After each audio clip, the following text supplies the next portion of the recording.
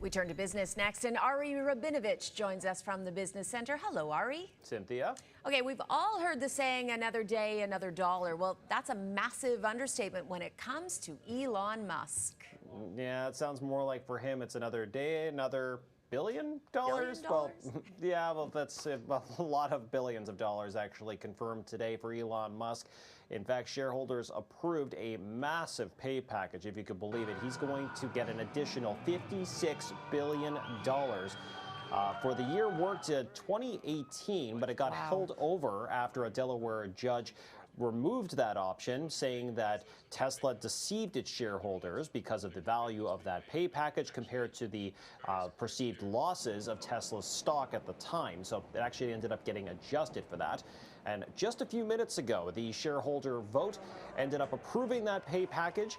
And another vote on the table was to move Tesla's legal headquarters from Delaware, where that judge was located, all the way to Texas. So that's where it's going to be calling its home for legal matters and corporate.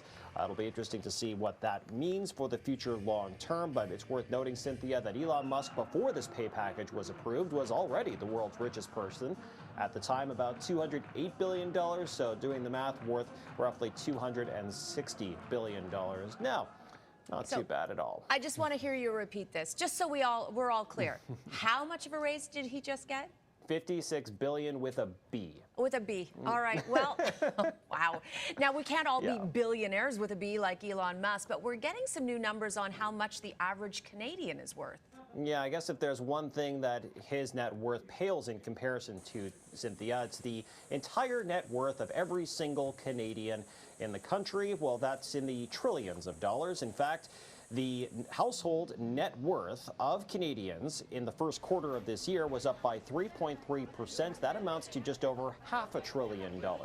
And that's, again, the combined household net worth. And technically, household net worth is the total amount of a household's assets minus its liabilities. So that's where we get that total. Now, Statistics Canada wants to note as well that the majority of that wealth is held by relatively few households. And there's always a catch, right, Ari? Yes. Yeah. And here's another one for you, Cynthia. The majority of those households also are homeowners. So very few of, let's say, these wealthy households are also renters, for instance. So very few people actually earned or made more, have more than the 3% that you mentioned. We're talking about the total net worth of the country went up. So, yeah, it's one of those things where just the fewer richer people are getting richer, so to speak. Got it. Okay. Now, millions of people are still working from home. Not you and I, of course, but here's the big question, Ari. Are they actually doing work? Now, I'm not the all-seeing eye, Cynthia. I'm sure you're not either. Nope. But it looks like some people are getting creative. Wells Fargo, the U.S. Financial institution, recently fired about a dozen employees for so-called fake working. They did some investigations after determining that some of the workers were lagging behind who were working remotely. How did they do this? Well, sometimes people take a little break from their desk, maybe want to do laundry or whatever, but while they're doing it, they may want to let their remote managers think that they're still at their desks. This device here is known as a mouse mover, or some people call it a mouse jiggler. As you can see, you put the mouse on the device and it rotates it ever so slightly to a predetermined amount of times, making it seem like, hey, this remote worker is a real eager beaver. We should maybe give them a raise, maybe give them a promotion. Meanwhile, they may just be doing laundry.